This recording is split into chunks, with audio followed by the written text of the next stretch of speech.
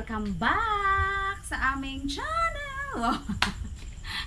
Sobrang dalang, parang hindi ko na maalala kung ano yung pangalan ng aming channel. Ang KKK by Jeng and Otep.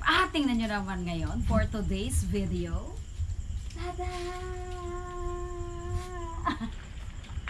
Meron na naman kaming bagong anik-anik dito. Kasi matagal ko na rin talagang dream. Wow!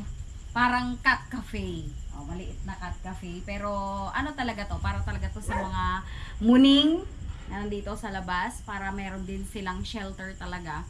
Kasi lalo na ngayon na hindi ako nandito, wala ako dito araw-araw. Syempre, hindi sila masyadong naasikaso. Hindi katulad dati naasikaso ko talaga sila na every time kung nasaan-saan sila dyan.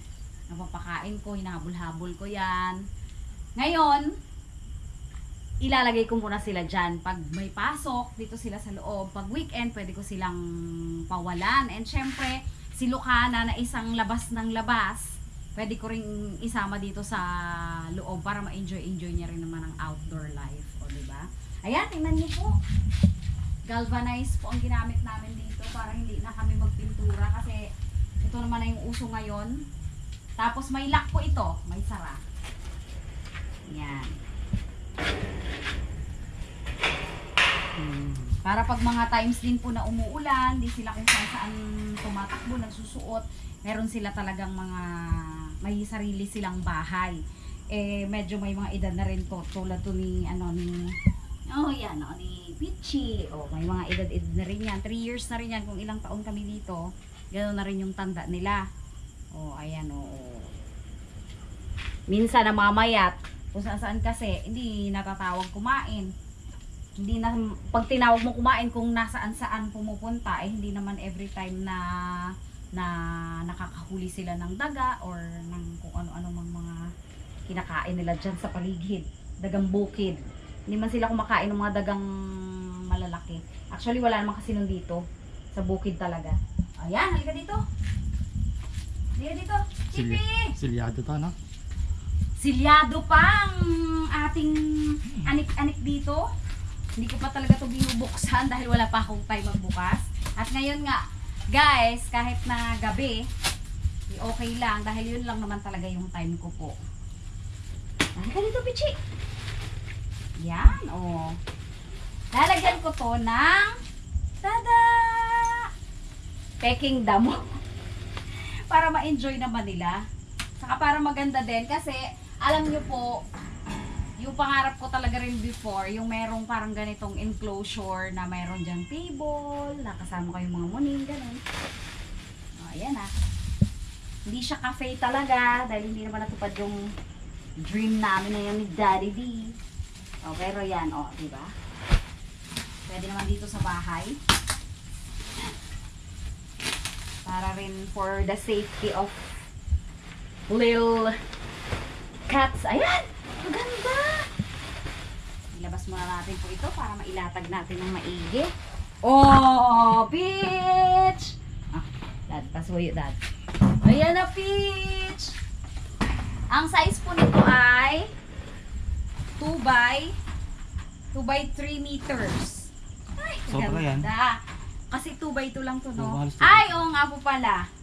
Ito po, kasi meron kami naging bisita dito na solid kaharabas and solid ka KKK and HGB, lahat na Bulakenyo. Pero taga ibang bansa. Saan bansa ka siya, Dad? Yung mga Bulakenyo, Austria. Taga Austria! Syempre hindi na po natin babanggitin ang kanyang pangalan. Sir, thank you so much. Binigyan niya po ako, sabi niya sa akin, Ate Jeng, remembrance. Binigyan ako ng remembrance. Syempre, dahil gusto kong ang binigay niya po sa akin remembrance ay euro. Dahil gusto ko po talaga na ma-remember ko po palagi yung kanyang gift na yon sa akin. Ibinili ko po ng damo. Ibinili ko po ng damo para sa aking tambayan dito. Siguradong dito kami magtatambay ni Otep, especially every Saturday na brown out. Ay, sobra talaga siya. Mabawasan talaga yan. Ito kasi yung regular size niya po. Mabawasan. Ay, ang kapal naman. Paano ito mababawasan? Tingnan nyo po, Ito kasi yung ginagamit po sa mga park. Saka sa mga tirahan talaga ng mga pets. Yan. Ang bigat dyan. Ang bigat. Huwag ganun siguro. Uy, alis dyan! Nandito na agad sila. Ito nga, shot it. Buhat. Pagtapos ako. Mabigat na. Ayan. Pinahawak ko namin kay Otep muna ang camera. Kasi hindi ko talaga kaya. Mabigat. Malaki kasi ito kasi yung size niya talaga. Baba mo muna para hindi mo. May sobra kasi siya, kaya medyo ano. Saka nakatiklop po kasi ito sa courier, syempre. Anong kapos? Hindi, 3x5, 3x2 kasi. Ikutin natin, baka magawin siya. Ikutin, ay hindi, kwadrado naman to eh. Hindi puputulan talaga dati dito natin siya putulan. Tapos okay lang na wala masyado doon. Diba, tama? Kasi pinto yan eh. Wait lang. Wow, Baka mo happy. yan. Itusip natin. Yan. Kailangan ano dyan, putulan natin. Ha? Dapat ito dyan, sa kabila. Ah, oo. Sige. Ayun yung may tayo.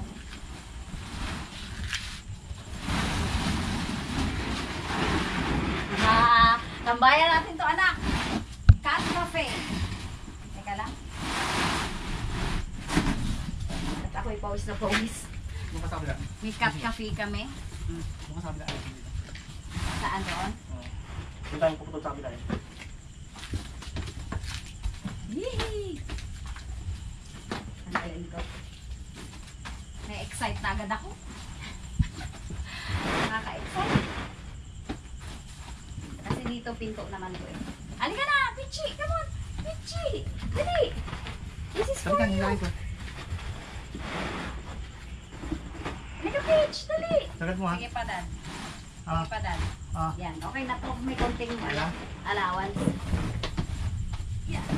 Ah! Ang ganda!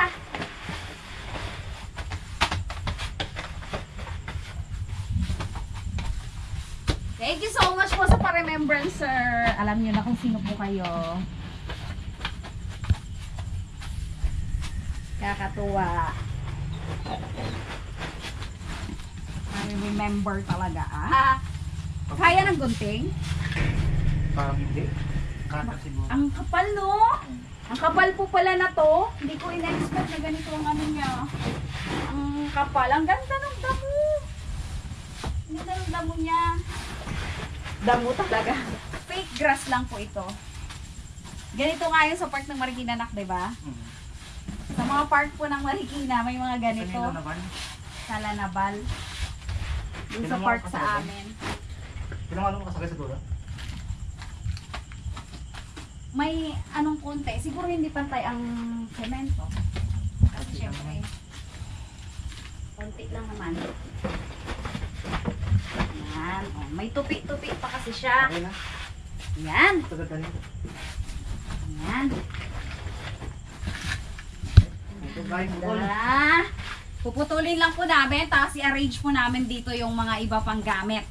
Balikan pa namin kayo pag-aayusin na namin. Ayan, pinuputol na po ni Daddy D. Init pa. Ang init nga, grabe ang pawis namin mag-asawa. Grabe ang init. Tipi! Oh, mayroon na tayo bisita dito. Come on, come here. Ming! Tipi! Ganda na! Ganda no, Tipi! Lagi dito, dali! Kaya lang, ito si Tipi, hindi pa po kapon. Kasi sarado pa yung aming municipal vet. Ginagawa yung kanilang building. Hindi pa nakakapon. Halika dito, Tipi! Come on! Halika, dali! Asus! Asus! Magkakaroon ka ng bahay na maganda. Oh. Okay lang.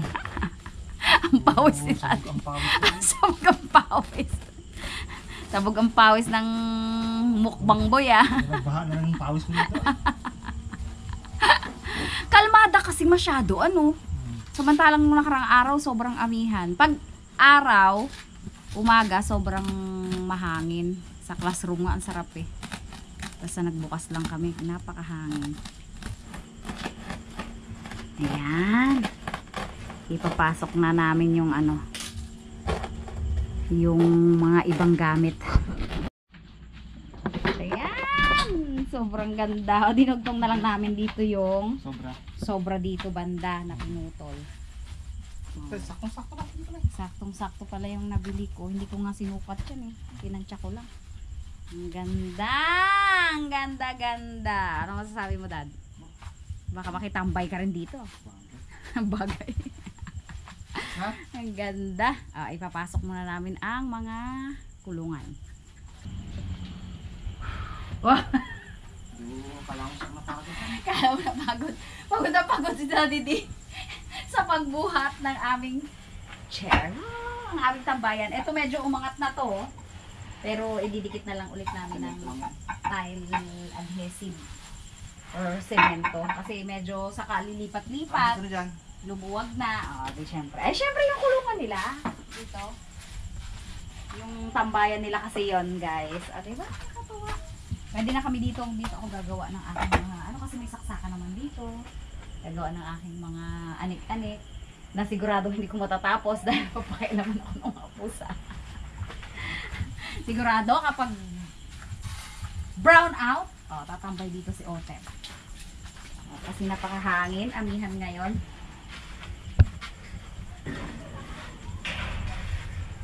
Etong kanilang duyan sa loob ay ano na to, retirable na. Ang tagal na kasi.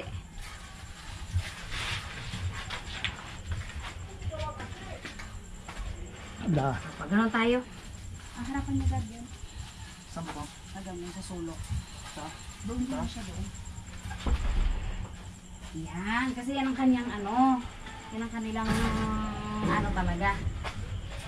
Labal pa rin. Saka ito, wala na kasi Ay, yung walang base. paa. May bato to na, nilalagyan ko na lang po to ng bato kasi wala na yung kanyang, medyo ano nasira na yung kanyang gulong. Pinakuha ka na? Wala, Dad, nawala na yung bato. Oh. Na ano na yung mga hagdan, Alam mo kasi to? Yung mga hagdan mo na. Simple lang. Alam mo kasi to? Hindi siya, maano siya dapat. Hindi mo kailangan makapal? Malaki siya. Makapal? Malaking bato dito. Paano malaki? Bilog na malaki. Meron ako dyan eh. Meron ako dyan bilog na malaki. Okay, ito. Sa? Tama ito? Saan? Hindi ko makita. Ay, kaya man nila, Dad. Hanapan ko na lang ng bato. Ayan. Bakit nga ba tatlo to? Dito. Hindi nyo naman kailangan na to Kailangan pa ba yan? Maghagdan pa dyan? Ay, kasi dito siya dati. Wow, ito talaga may favorite dito eh. Kasi siya na nga ang nakasira ng duyan na yan eh. Yan talaga ang may favorite dyan. Luma na nga lang. Kasi matagal na talaga to. Saan na? At meron pa silang tulugan, syempre. Ang dami nilang mga anik-anik sa buhay. Di ba? Meron pa akong i-unbox doon.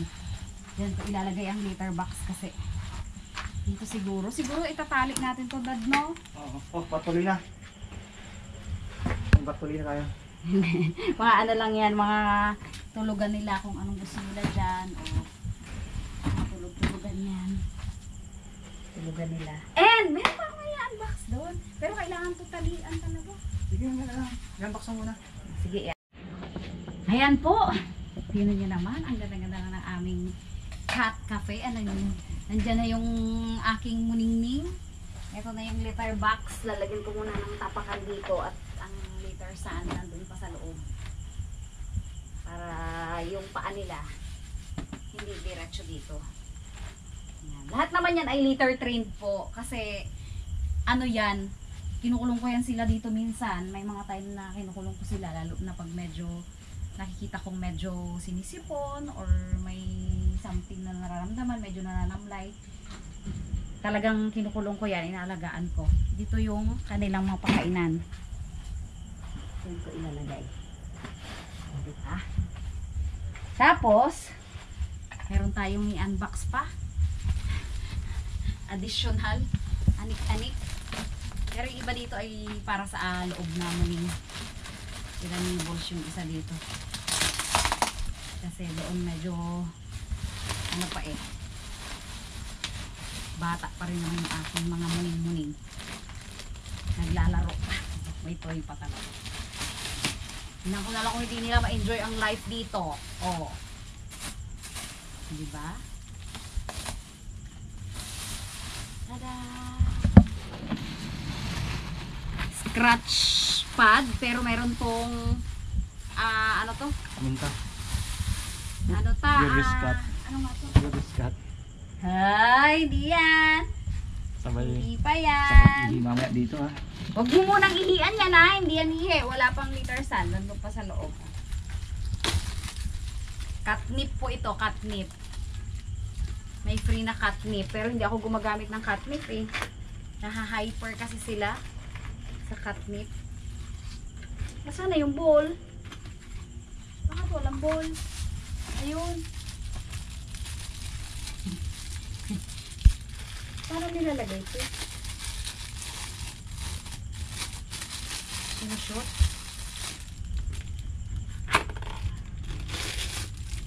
Hoy, wala pa yan! Baka pumupo ka dyan! Hindi pa! Tipi! Tipi, oh, ito. Oh. Tipi! Tipi! Mamaya na yung liter box! Oh, wala pa nga ang liter sand. Oh, yan. Oh, so, oh. Ping! Ping! Ping! Ay, nag-i-inspect kasi. Ping! Silokana ang Silokana ang playful. playful talaga dito. Yan. Oh, yan. Oh. Yan. Oh. Nai-inosente. Ngayon lang nakakita. Ayan. Isa lang naman yan eh. Ay, parang dalawa yung binili ko na yung parang kinalokana yun. Ay, ano yung iba? Isa. Ano ba to? Ay, ito pala. Ito pala yung isa. Pero parang iba yun. Maliit ito. Pang kitten. Asal kitten naman yan sila eh. Si Nibbles, ang pusa na kahit matanda na asal kitten pa. Maliit lang pala. Tower to. Sa loob naman to, hindi ko na yan bubuklatin. Ito ang kanilang, katulad din yung nasa loob namin. 3 liters po kasi ito.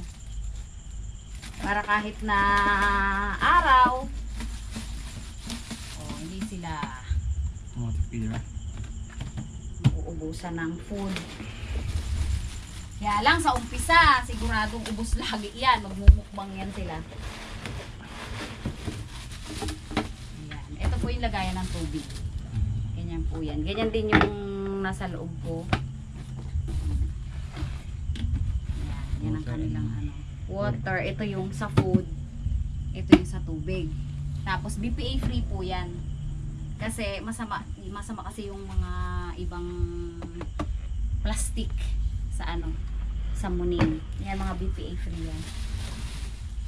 Mga bisphenol A free. Ibig sabihin, hypoallergenic din po. Yan. Ano kaya ito? Yung iba dinidikit ko sa sa floor. Kaya may pandikit siya, adhesives na doon. Sa base. Dinidikit niya dito Sa sa base. base. Para matanda na sila, para hindi na sila playful. Dito. Yan. Do, mas nag-i-enjoy ang amo Parang ako man ang nag-i-enjoy. Parang hindi na sila nag-i-enjoy. Matanda na kasi yung mga muling ko. Mga 33 years old na po. Kasi yan, hindi na sila mga kitten. Oh, si Nibbles, ilang taon na yan? Si Nibbles, playful yun. Pag ayaw nyo kay Nibbles yan. Pero ito sa kanila po talaga to. Saka ito. Yung mga inumina. Ayan! Aba! Ang pichi! Nag-explore na, oo. Ming! Sa kaya si Biko. Si Biko po kasi yung kapatid ni Pichi at Puto. Na medyo weak siya ngayon. Nagkasakit po kasi yun. Dito ko yan ilalagay. Lalagyan ko ng... Kaya ba? Nakasara ba? Oo sukat yan. Sukat pala Yun yung tubig nila at saka yung kanilang pagkain. At hindi sila maagawan ng mga dogs kasi nakasara nga.